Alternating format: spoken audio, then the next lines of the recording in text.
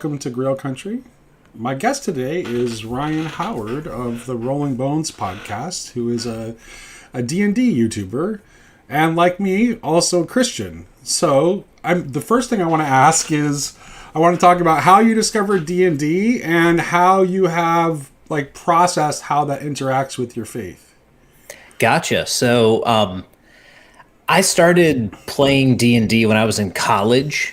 It really was kind of part of my, I guess, exploration of, who am I now that I'm away from my parents, now that I'm my own man, essentially. I had always wanted to try it, but there was a lot of pressure at home to stay away from it. And this is kind of where the intersection between gaming and my faith comes in, because my parents, my mom in particular, were not receptive to the idea of me playing D&D. And I was not around for kind of the prime of the satanic panic, but that was when my parents came of age. I mean, they were adults in the 80s. They were aware of the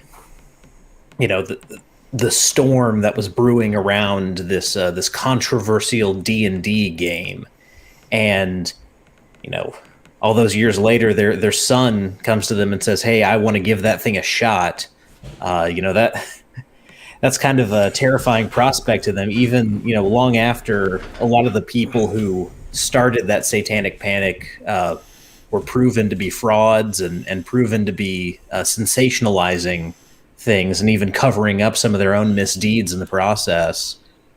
But that's really where I found myself playing D&D as a college kid, trying to find out who he was, and that I really enjoyed it. It really became something that I wanted to carry forward with me. And then you just had to figure out a way to explain to other Christians why you like this thing and why you think it's not a bad thing. Mm-hmm. Yeah, that's the challenge. It's interesting. The Satanic Panic, I think it was obviously it was only a widespread, broad cultural phenomenon in the 80s when I grew up. And but it seems like it didn't ever go away. I think especially in evangelical Christian culture, it never went away. If you around Christians, it's always going to raise eyebrows if you say that you play D&D.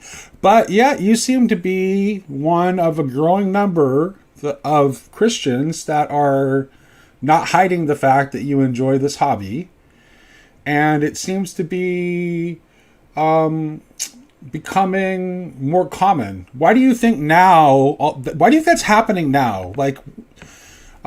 It seems to be, for whatever reason, it seems to be mostly connected with the OSR. So, two questions. Why do you think it's happening now? And why do you think that phenomenon is mostly associated with the OSR as opposed to gaming more broadly? So, it's interesting because the OSR... The OSR is it's very specific, but at the same time, it's also very broad.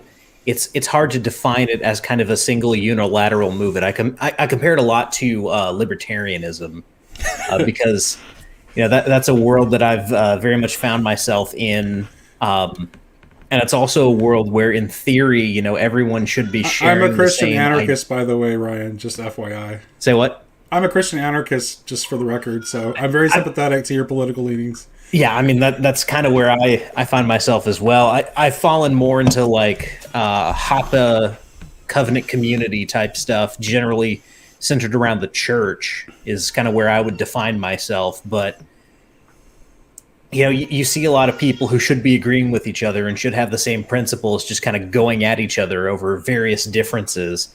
The joke and unfortunately reality of the OSR is no one can define what the R means. Right. And I know by saying that, I'm just going to have a bunch of people who watch my show in your comments saying, well, no, the R means this, and everyone knows the R means this. And unfortunately, someone is going to leave a comment under there saying, no, that's not at all what the R stands for. So, well, I'm going to tell you something else that I've noticed about the OSR. Yeah, obviously, there's that trouble defining it. But I see where the real energy in the OSR is, for the most part. From what I see, it's more people like your age and my son's age than it is actual old grognards like me. Like, yeah, sure, there are lots of old grognards who have continued to play the older games, but it seems like the real energy, particularly like in the online space that drives it, is a pretty youthful energy. yeah.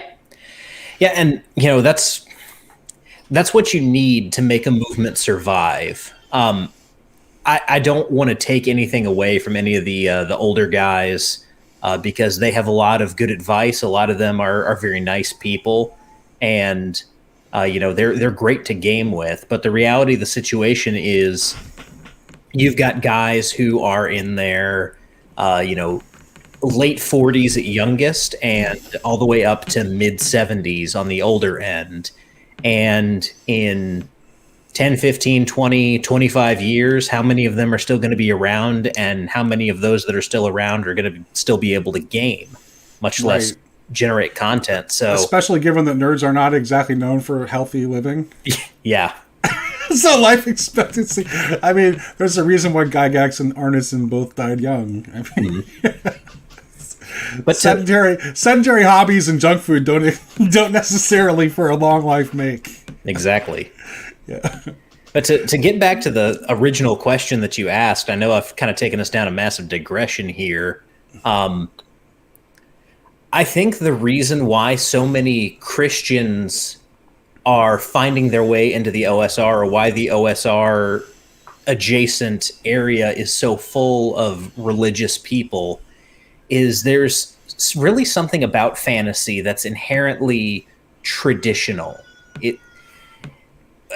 I can't take credit for this argument. This was first introduced to me by my good friend Greg Lambert, who is he's a great game designer.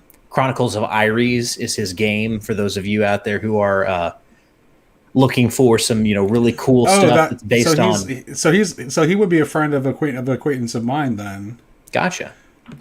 Because I believe that is actually the engine that Richard Rollin is using for his game, Amboria.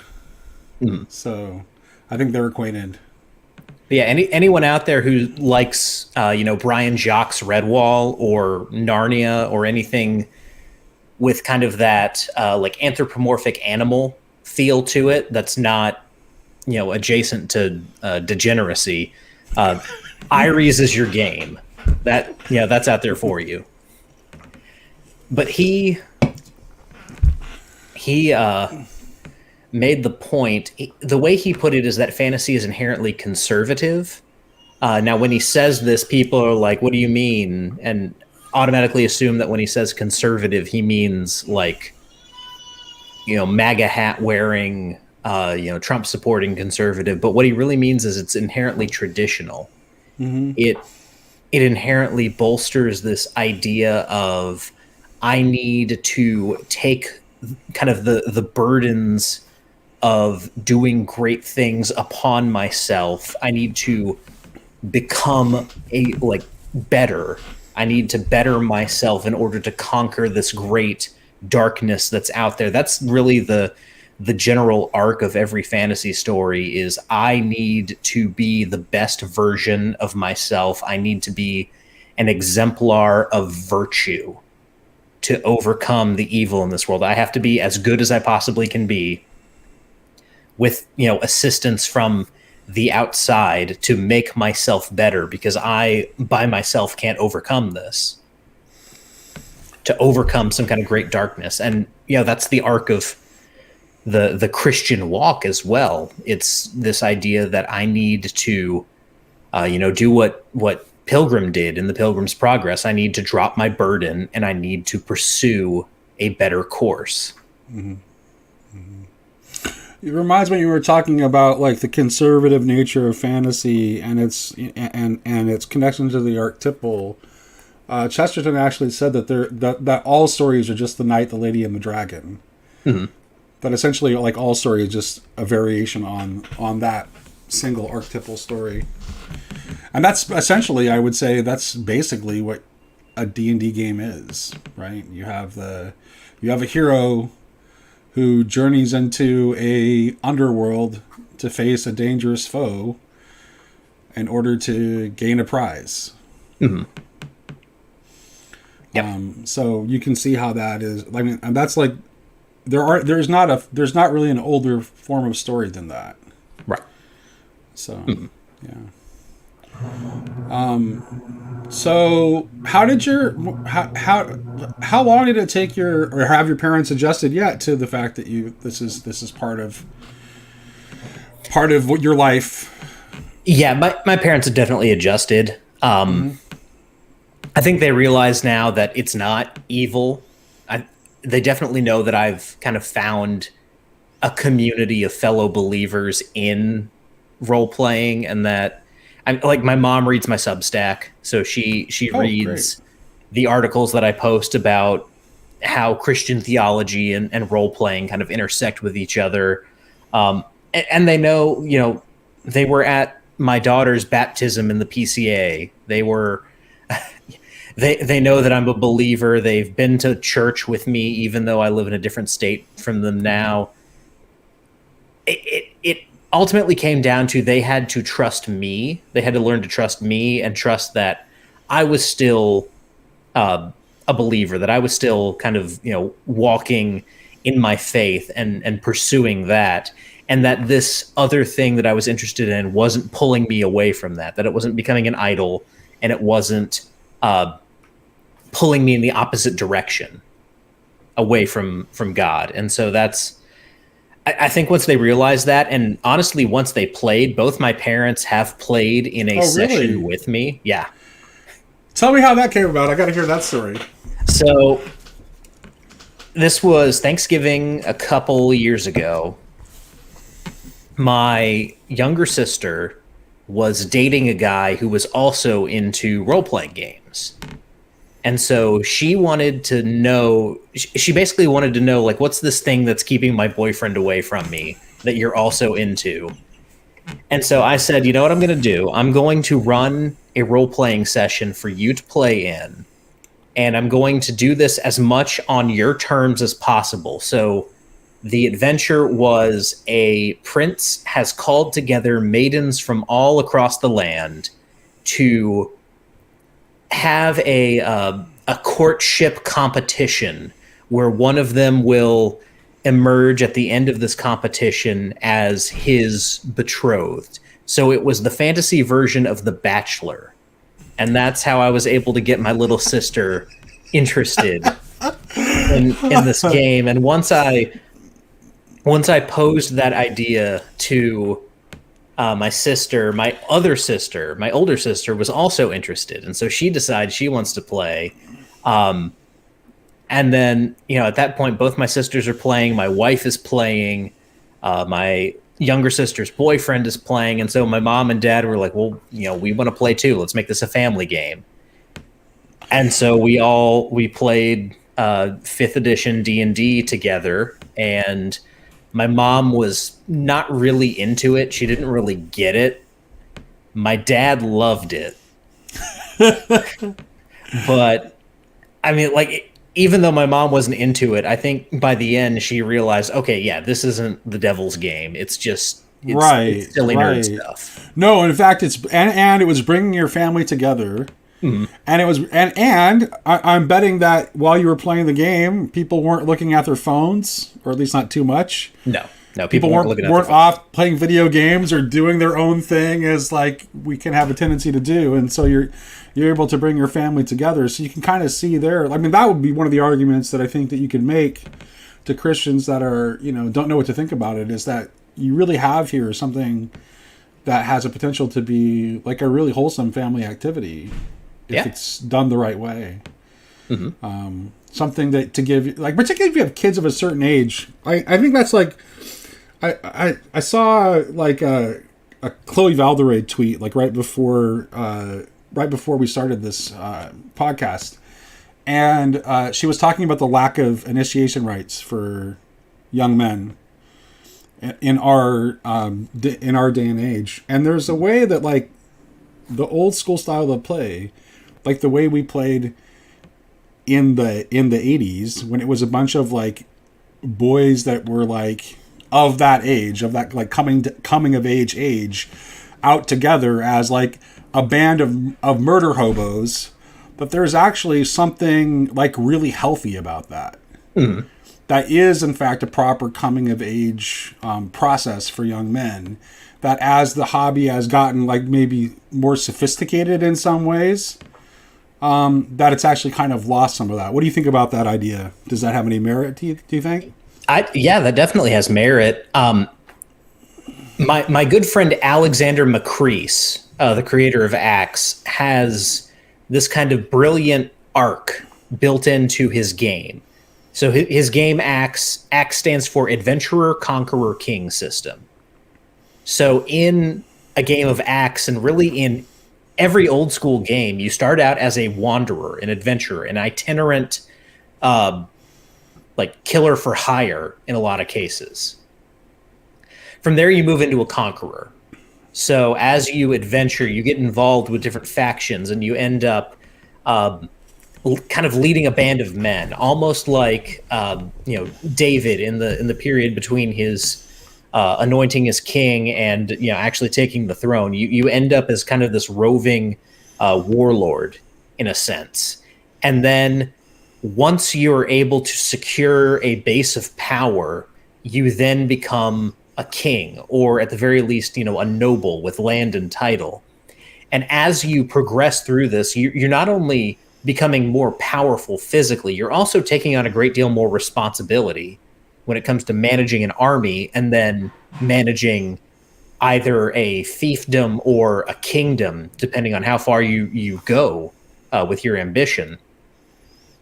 And so it's really this idea of starting out in the wilderness and moving into a position of leadership where you're taking on a lot more responsibility, and you're bringing a lot of power, but also duty onto yourself, and saying, I will take this responsibility and I will step up and be, this kind of ruler. Now, you can do so in an evil way in role playing. Absolutely, you can.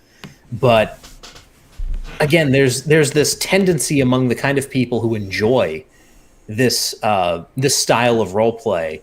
You'll see this in the Bro SR on Twitter, who a lot of them, especially Jeffro Johnson, argue that not only can Christians play D&D, but only Christians can truly understand what it means to play D&D.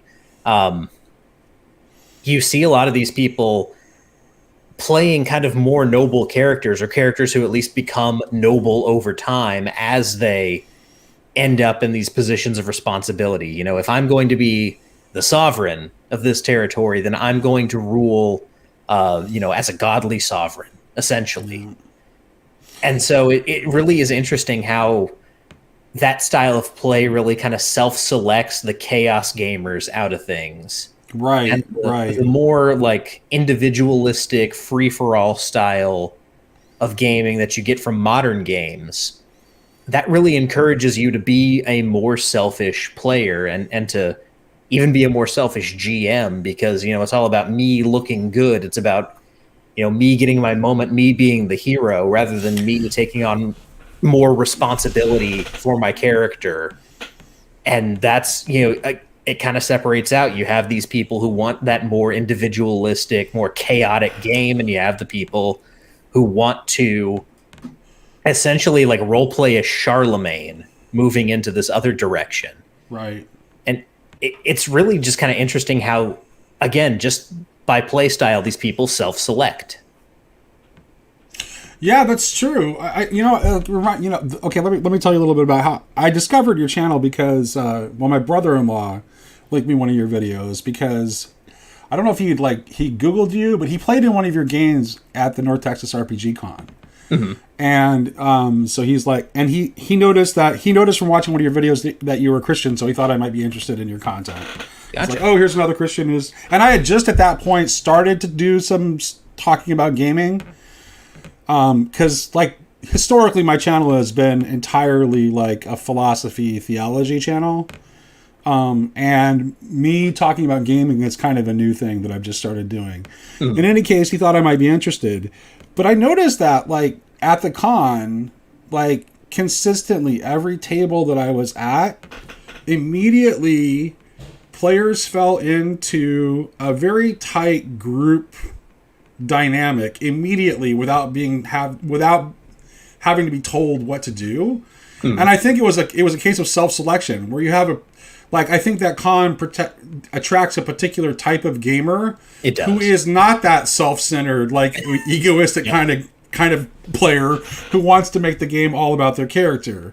And it was such a, like, it just made all the games like so much more enjoyable, and you could develop this immediate camaraderie with people that you'd never met before. Absolutely, because everybody just knows how to play the game correctly. So, yeah, I mean that really is. That's the thing about North Texas RPG Convention. It really is just this environment of like-minded people who everyone enjoys the same kind of games. That's why they're there. And, you know, you end up at a table where, someone like Zeb Cook, who, wrote half the books that everyone out there enjoys from a specific era of role-playing games. He's running a table filled with a bunch of people who really know how to play the game and really want to, get stuck in. Now, there is kind of a downside to that. I had a table that I was at where a bunch of guys started arguing about second edition rules in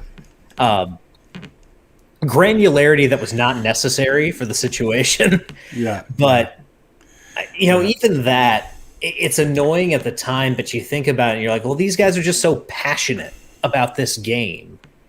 It's annoying, but at the same time, it's like watching two theologians argue with each other in a way. There really is kind of a beauty in that, these guys really want to play this game right. They want to do this correctly, and that's why they're having this argument.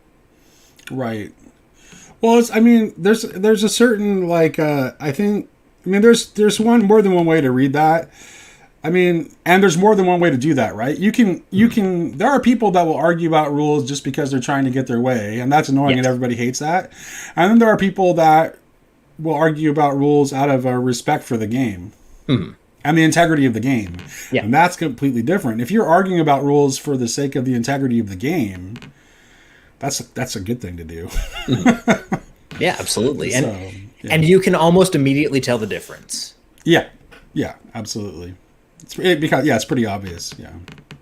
Now, were you at North Texas? Yeah, I was. Gotcha. Yeah. John is my brother-in-law. He's the one who was in one of your games. Okay. Yeah. Yeah. Yeah. I was there. I was there every day. I didn't do anything on Sunday because the rector of my local church,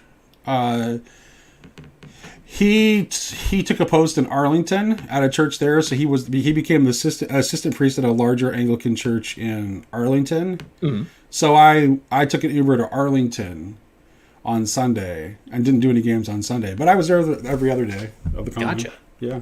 So, gotcha. Yeah.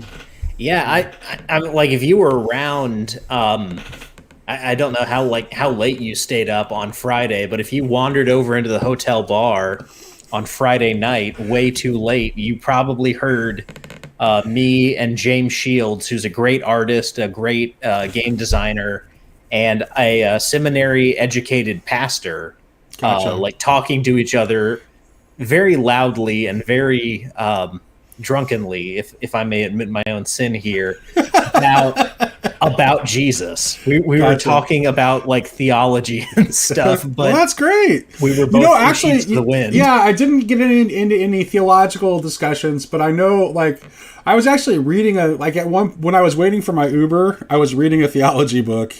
And I was reading Catherine Pickstock's Aspects of Truth, which I'm doing a podcast on Saturday with John Vervaeke and Jordan Daniel Wood.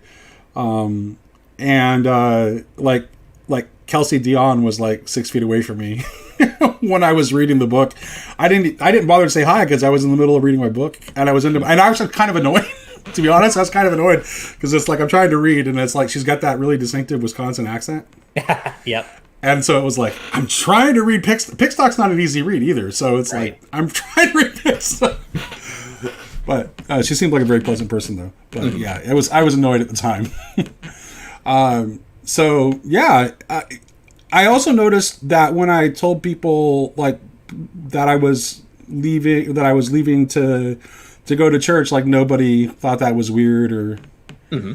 You know, sometimes in gaming circles, like it can get pretty anti-Christian, but that was definitely not. Of course, it is Texas, so I mean, there's that too. And there are a couple guys who do that. I know, like I'm good friends with a guy named Luau Lu, also a great game designer, but he's also a devout Catholic. Gotcha. And every Sunday at North Texas, he, essentially decides, on Sunday mornings, I'm not going to schedule games. I'm not going to, sit at my booth. I'm going to go to mass. Yeah. And so I think there's a good number of people who actually do that and actually, decide, even though we're on vacation, we're at this thing, it's still important to, make it to Sunday service. And, a lot of those people actually, I don't do that. I drive home on Sunday at North Texas. So, in a lot of ways, I feel convicted by a lot of those people's devotion. So you're a PCA. Were you raised in the PCA, or did Absolutely. you? Absolutely. I was so baptized in the PCA. My father is a PCA elder. I am frozen chosen to the core. Gotcha. And so how long of a drive was that con for you? From my house, so I live in Nashville, Tennessee, and it's about 10 hours. Well, that's not horrible. That's No. not horrible. That doesn't seem that's interesting because like on the West Coast, like states are so big on the West Coast, I guess, because it's like I was thinking about going to a con in Fresno, California, and I'm in Washington State. That's 13 hours, even though it's just like right down the coast. So, yeah, things are closer together. Although Texas is big. Texas is huge. Texas is huge. Yeah. So, okay. So, you had this. I think we talked about your background and like, hey, you got your parents to understand what you're doing. That's awesome. And we talked a little bit about like why some of the reasons why we both think it's not a bad thing for Christians to play role-playing games. Mm. So you had mentioned that you wanted to talk to me today about this theory that you have about a connection between Kierkegaard's like stages of development and the fantasy races in D&D. So go ahead and tell me about it. Yeah, so just to prime the pump here, anyone who hasn't read Fear and Trembling by Soren Kierkegaard, pause this show, go read Fear and Trembling. It's short. I won't say it's an easy read because it's something that very much pulls at your heart if you're a believer, something that very much kind of drives conviction in people, especially on the topic of faith. But read Fear and Trembling and come back, because when I read Fear and Trembling for the first time, again, I was in college, very much kind of a lost period of my life, really trying to decide like where I was going to go with my life. And I read Fear and Trembling for the first time, and immediately I'm not brought to tears by reading very often. Kierkegaard brought me to tears. And so I very much internalized a lot of Faith and Trembling. And for anyone who's unfamiliar with it, who has decided not to go and read it, Kierkegaard presents faith as essentially the most extreme act of certainty you could possibly have. He describes it as the certainty that the impossible will happen. And he presents this idea of faith in the person of three characters. So you have the Toad in the Swamp. The Toad in the Swamp is essentially only preoccupied with the physical world. He's not going anywhere. He's down in the swamp, and he's just kind of moving around in there. It doesn't matter what's up above him. The only thing that matters is what's around him, the world that he is stuck in. Then you have the Knight of Infinite Regression. And the Knight of Infinite Regression has completely removed himself from the physical world. He's decided, nothing good will ever happen in the physical world. Nothing good will ever happen in the now. We can only hope for the future. We can only hope for the eternal. So he has floated all the way up here above the Toad in the Swamp, but he stays up there. He's completely removed himself from reality. Then you have the Knight of Faith. And the Knight of Faith lives in both worlds simultaneously. Kierkegaard describes the Knight of Faith as being able to leap from the physical into the spiritual and back down. And the Knight of Faith is not, someone who believes that the impossible could happen. The Knight of Faith is convinced that what he wants to happen will happen in the physical world, not just in the spiritual world, but in the now, in the physical world. The Knight of Faith believes that God will work towards what he wants or what he needs. And so this is, Kierkegaard describes Abraham as the Knight of Faith. And the title Fear and Trembling comes from this extended kind of prologue to the actual argument, where Kierkegaard goes through the scenario of Abraham binding Isaac and deals with all the ways that it could have gone down, before actually revealing that Abraham not only took his son to the altar, bound him, and was ready to sacrifice him, but in his heart, he was glad to do that, because in his heart, he knew that God was going to provide some kind of deliverance for Isaac. And so that's where this idea of the Knight of Faith comes in. Now, to bring this back to fantasy, now that I've summarized Kierkegaard as much as I possibly can. There will never be an end of summarizing Kierkegaard, sir. Right. But to bring this back to fantasy, my theory is that the kind of core fantasy races that you see, so I'm talking humans, elves, halflings, and dwarves, or hobbits and dwarves, if you want to use the Tolkien terminology. Well, I think you better not use the Tolkien terminology. Fair enough. So we'll stick with halflings and dwarves.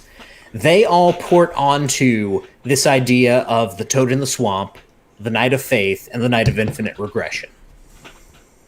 And the way that they do this, and I'll set this up before, kind of expanding on it, the dwarf and the halfling both represent the Toad in the Swamp. They just represent different aspects of what it means to be stuck in the material. I will tentatively agree with you if we're talking about D&D, but Tolkien would cut you for that. Particularly as regards to hobbits. Mm-hmm. That's why I said we can say halflings, but not hobbits. Right. Because for Tolkien, actually, it's the hobbits are the model of how humans ought to live. Yeah. Very much so.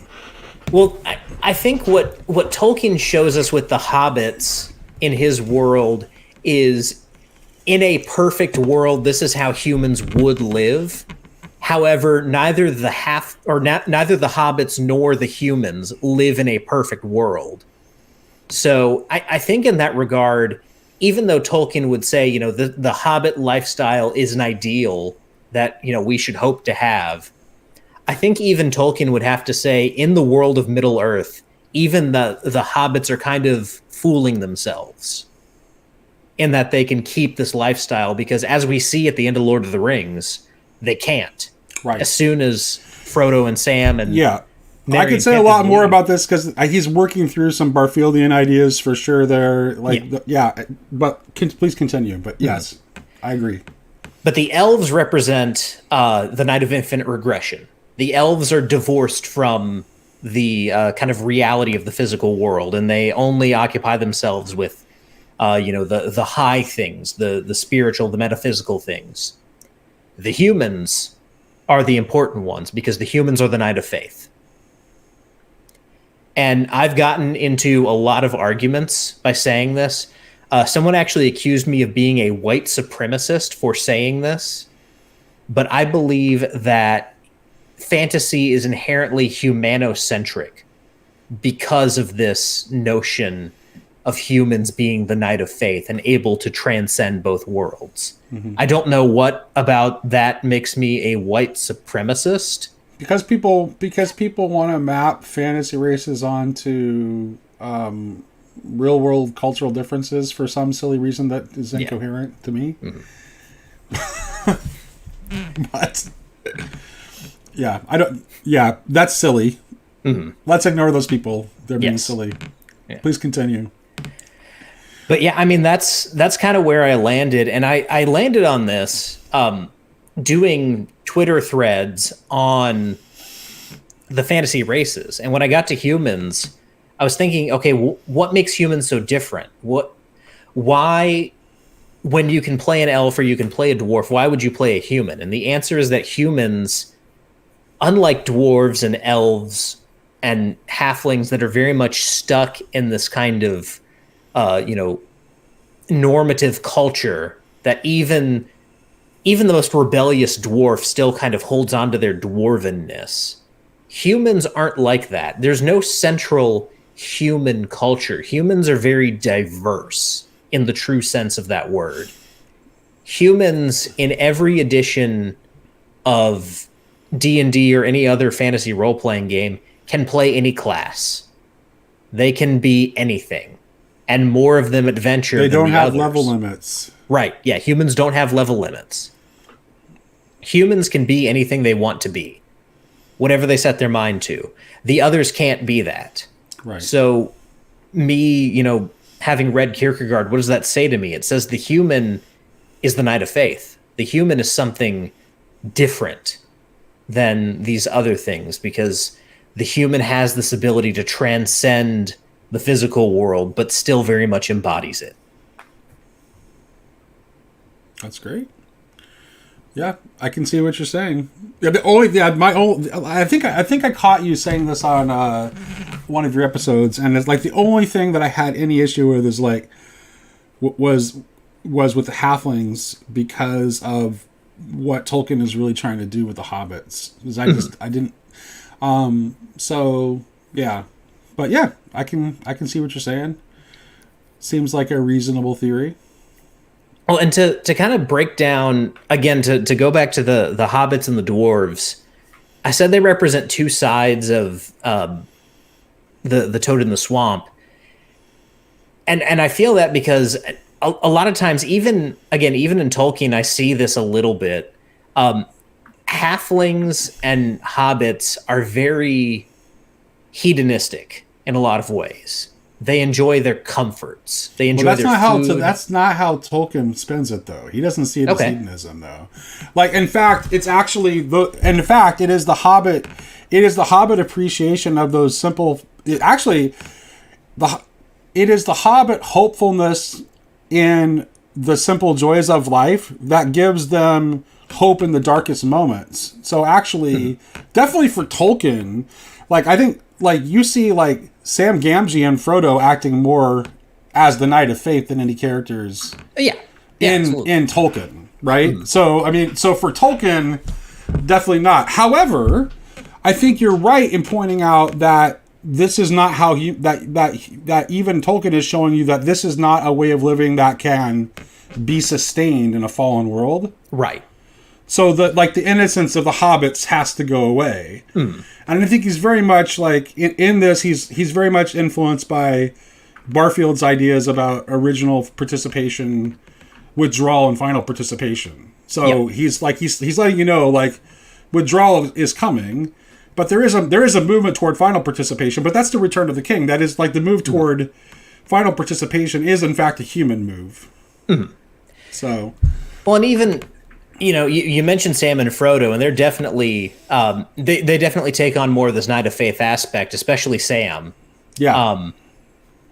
But even within the Hobbit ethos, you can see some hobbits who do fall into hedonism. Oh, for sure. I mean, you could even say that Gollum is kind of the ultimate hedonist. Right. Yeah. Right. And you can also see it with Bilbo. I know, like, Bilbo did go out, but he came back, and now he's essentially trying to fill this void in his life with things, and just, you know, with continued existence in kind of this empty state. And a lot of the descriptions of especially the Baggins relatives kind of have this sense that they're layabouts in a lot of ways, and you know, Baggins don't adventure. Baggins don't really do much of anything. You know, they are in some ways seen as something of an honorable family up until Bilbo, but there's also you know, the Proudfoots and some of the other relatives that Bilbo's trying to keep away from him. There's this sense that, you know, they are hedonists. I have to tell you something amusing that my son and I, for a campaign setting that we were sharing several years ago, we were talking about like how the hobbits had all of these like comforts that were associated with, that were kind of anachronistic, really, because they had, like, you know, pipeweed, which is basically tobacco, and tea and coffee and all these things that are like actually like very much of the early modern era, like after like trade has. So it's like, hey, where are the hobbits getting all this stuff, right? So so we invented like this essentially like dark imperialist halfling empire that was like going out and like gathering all of these trade goods from all over the world with their warships. And bringing it back home so that the rest of the hobbits could have their creature comforts. Yep. By just like imposing, like, well, how would they actually have these things if this were, you know, a realistic world? Well, even potatoes. Right. Like potatoes. I mean, they're very associated with hobbits and the yes, they are. Yeah. Sam Gamgee's potatoes meme that got passed around after the Lord of the Rings. Movies, but you know, you also hear a New World product. Yeah, exactly. Yeah. So wait, they obviously have a global trade empire that they're keeping hidden. Yep. There are halfling conquistadors. Pretty much. Yeah. We portrayed it more as like, you know, classic like British naval empire era. We gave them firearms too. Nice. Like, why not? Black powder. Yeah. They have black powder. That's the source of their power. They have faster ships and black powder weapons. And they sail everywhere and take everyone's stuff and bring it back home to their comfortable little homeland. Yep. So, yeah. But the other side that we haven't talked about yet are the dwarves. And this is something that I really find interesting in the way that dwarves are portrayed.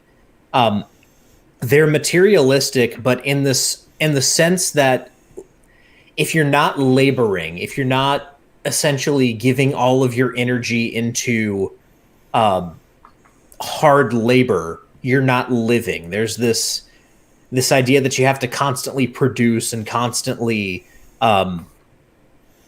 build, constantly expand, that underlies the dwarf ethos. You know, they have to build their mines, they have to dig their tunnels. It's all related to toil, and that's all. It's essentially toil for its own sake, and so that's why I kind of see the dwarves as they're on the same level as the halflings. They're the toad in the swamp, but they're the other kind of extreme. They don't care for comfort at all. At least, you know, they do in their own way. But it's all about this notion of you labor as hard as you possibly can. Their redeeming quality is their appreciation of craftsmanship and beauty. But they do have that very. But the association with Earth is pretty obvious, and then there also is the fact that they are so devoted to the realm of birth and generation because of their ties to like kinship and family, right? And those things are good, but they're not. But if they're held too high, If you hold those things too high, it's not good. They can't be held as an ultimate good. You want to honor your ancestors, but you don't want to worship your ancestors. Put it bluntly. Yep. So. And when you try to like hold on as tightly as you possibly can to these things that you create for yourself, you end up in situations where a dragon comes along and obliterates you and takes all your physical things, proving that you couldn't hold on to it. Or you dig too deep and unearth a demon that does the same thing and consumes you. Right. So it's like a lack of surrender essentially is the characteristic of this level that you're talking about, right? Mm-hmm. So whereas where you're talking about the elves as the Night of Infinite Resignation, it's almost like romanticizing the surrender without any, but there's no hope. It's just resigned to your fate, right? And well, that's pretty. I mean, with the elves are I think that's the easiest sell, right? I think everybody, everyone knows the elves are depressed all the time. Mm-hmm. Yeah, like you first meet Elrond, and he's not going to trust another human ever again. It seems like he recounts the story of Isildur not destroying the ring when he had the chance, and because of that, that's it for humanity. They're not going to do the right thing. They had the chance and they didn't. So why bother? Yeah, case is closed. Yeah. It's almost like it maps onto Stoicism as a worldview too. It's that kind of. It's that kind of like, so it has us like there's a certain nobility and to a certain extent, but it's not it's incomplete. Mm-hmm. And I think Kierkegaard does kind of point out the fatal flaw of Stoicism, in that Stoicism doesn't have any hope in it. It's just basically holding on and letting bad happen to you. It's this. I admire Stoicism in a lot of ways, but there is this kind of hopelessness to it of, oh well, I'm gonna get rolled, so come what may. There's no hope on the other side of it. There's no, I'm not going to get rolled. I'm going to overcome this. Mm-hmm. It can even have that aspect of like the romanticism of like the lost cause, right? Yeah. Where like you do something because it's the right thing to do, but it's bound to fail, but you do it anyway. And there's a certain nobility to that, but it would be, if you could find a way to hope against hope, it would be nobler. Right. Yeah, so. It's kind of wrapped up in this idea of the moral victory. This idea of, for all intents and purposes, you lost. You probably died for this lost cause, but morally I was the victor. Okay, well, physically you're dead. So Yeah. So I think that's just pretty interesting line of thought. So do you have any closing thoughts about why you think what do you think that a Christian can get out of playing role-playing games that would be a benefit to them? Go ahead. One thing you can get, and I think this is actually really underrated by Christians, is fellowship. You get a communal activity that can bring you together with other believers, and can also bring you together with non-believers in a way that allows you to be a witness to them. You don't have to. Role-playing is a social situation where you can interact with people who don't believe without being tied to them in a way that the Bible would consider problematic. You're not standing in the way of sinners, as Psalms would say. You're interacting with them. You're being of the world, but you're being in the world, but you're not being of the world. You're not tying yourself to them and their sin. You're just interacting with them as a person. So I think that's something that a lot of Christians kind of don't place enough emphasis on, is the way that it allows us, one, to fellowship with each other, and two, to minister to non-believers. Mm-hmm. but there's also an aspect of kind of exploration of our own morality and our own. There we go. It really is kind of this game where you can place yourself in moral situations you might not find yourself in the real world, and think about things, morally in the abstract, because you're playing a game. At the end of the day, what you're doing is not real, but what you choose to do in a given situation with your given circumstances might reveal some things about you, kind of in your heart, that maybe you need to address, or maybe you can, I don't want to say congratulate yourself on, but rest assured that in this situation you chose to do the right thing. So there's that aspect as well. Mm-hmm. No, I think that's. Let me ask you a harder question then. Mm-hmm. Do you think there's anything for a Christian to learn in the process of playing an evil character?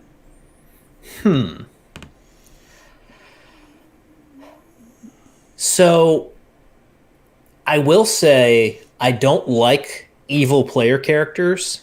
There are some circumstances where I allow it. Mm-hmm. Especially when you're playing like a Bronstein style game where essentially there's no NPCs. Everyone at the table is controlling different factions, basically. So in that case, someone is going to naturally kind of take on the bad guy role and be the one who kind of ruins everyone's day. But I guess through playing an evil character, if you wanted to learn something as a Christian playing an evil character, I think the best thing you could do is, again, just kind of be honest with that character and say, yeah, this is my gut instinct. This is my human nature instinct, is to do this particular thing, and examine kind of why after the fact. It's weird to talk about this in this way, because I don't like it when players do this. There's a lot of... there's this meme in tabletop role-playing of, well, that's what my character would do when you're doing something that's very, self-serving. Right. But... and exploring, like, what an evil character would do in the situation. Ultimately, I think as Christians, we believe that evil is it's a lack of good. It's a privation of good. So certainly what Augustine thought. Yeah, and I think Augustine is right, because if God created all things, then all things have some element of good in them, but that good has been twisted by the fall. So there is good. There's a good reason for everything. Even death and destruction have some kind of good in them, but there's a twist in them that makes them evil. And so kind of choosing the worst option, or letting your twisted will kind of dictate your actions, I think can say a lot about where the fall has affected you personally. Mm-hmm. Yeah, I think it's like, first of all, I wouldn't recommend it for anybody who's not mature in their faith. Right. I think it can be destructive. Mm-hmm. But I think if you are, I think it's a way that you can kind of you can explore and be honest with yourself about some of the dark corners of your own soul, and bring those things to light. Like, especially if you try to play them as a person that's like a believable person. You know what I'm saying? Yeah. And not just like a caricature, like cartoon villain or something like that. Mm-hmm. Like I played a character once who was he was an assassin by training, but he had been helped by a monk. And so he was like his natural inclinations were all like, he'd been trained as an assassin. He had all this childhood trauma, and he was but he was trying really hard to be good. Mm. Trying really hard to be good. And the character did not actually go into full I'm gonna murder everything mode until after this monk who had been a mentor to him got killed, and then he just lost it. Yeah, and went on a murderous, vengeful rampage. Mm-hmm. So, yeah.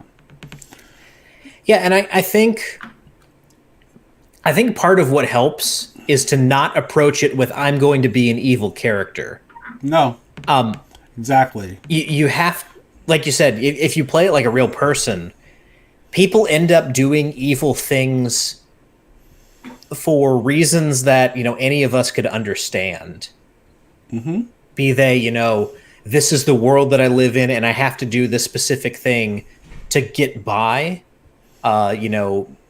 This is how I feed my family. This is how, this is how I survive. I mean... Well, have you read Gene Wolfe's Earth of the New Sun series? I haven't yet. Okay, so Gene Wolfe is a Catholic writer. He's deeply Christian, and the main character of his Earth of the New Sun series is a member of the Torturers Guild by trade, but he's a merciful torturer. It's real. Gene Wolfe's awesome. I highly recommend. If you haven't read Gene Wolfe's Earth of the New Sun series, I highly recommend it. They're full of all kinds of very deep Christian symbolism, and they're marvelously well written, and I highly recommend. So, but that's an example of that kind of of that kind of complexity where it's like his job, his training, is to torture and execute people for the state. He ends up getting kicked out of the Torturers Guild because of showing mercy to a client. And then he goes on the road as like a wandering carnifex, which is like an executioner for hire that municipalities employ to perform executions for them. Yep. But he's not an evil character at all. So, well, and I almost hesitate to bring this up because it's so cliched to talk about, but how many normal, average people got swept up and involved with the Third Reich in Germany? Right. How many, to use the most extreme example, how many guards at Auschwitz went home to a wife and kids while their day job that allowed their wife and kids to live their life was some of the most horrific things that humanity has ever wrought upon this world. And so when you're dealing with but this, that's precise. Okay, I'm going to tie this back to your point about Kierkegaard, because the problem with those folks is that they stayed too much the toad in the swamp, right? Which is how they allowed themselves to be caught up. Actually, one of my favorite Reformed theologians, Jacques Ellul, he writes a lot about technique, right? And he attributes the Holocaust to technique. Essentially, people just being able to put on blinders and say, "This is my job. I'm doing my job," is how the Holocaust happens. Yep. Because of this just unexamined acceptance of technique and the way it operates on us. And in Ellul's analysis, this operation of technique, it goes all the way back to the fall. It's very deep. It's it's essentially almost synonymous with the fall. Yeah. And so if we just stay in that place and we don't ever evolve in our spiritual journey, then it makes it very easy for us to do things that are unspeakably evil and to seem banal and ordinary. So, yeah. Yeah, and that brings up a good point. When you are dealing with evil, either as a player or as a game master, essentially trying to create an evil NPC, you can do that by exploiting kind of the ultimate toad in the swamp of, this is reality. Reality is cruel, and so to survive this, I have to be even crueler. Yep. Or I have to just push through the dark parts. And you can also do this, I think, with the Night of Infinite Regression. Yep. You can be absolutely. You can be that kind of. I don't know. I think you see that in some of the better portrayals of Dracula. You have that aspect, right? Because he's he is loved and lost, and he's been destroyed by it, and he's just resigned to his fate, and That's it. He's just cut off. He damns himself. Yeah. Because that's how resigned he is that he just accepts his own damnation without fighting against it. And that's very much, John Milton's portrayal of Satan in Paradise Lost is kind of the Knight of Infinite Regression as well. Yeah, because it can lead you to dark places for sure. Yeah, even though it appears to have some ability to it. Well, Ryan, this has been a really fun conversation. It really has. Thank you. I'm glad we had this conversation. Yeah, I hope we get to have a chance to talk again. And maybe I'll run into you at North Texas RPG Con. Definitely. I'll be going again, as will my brother-in-law. And so I'll be looking for your games on purpose this time. So sweet. Yeah, thanks. I'll let you know when I get this posted. Cool. Thank you. All right. Bye-bye.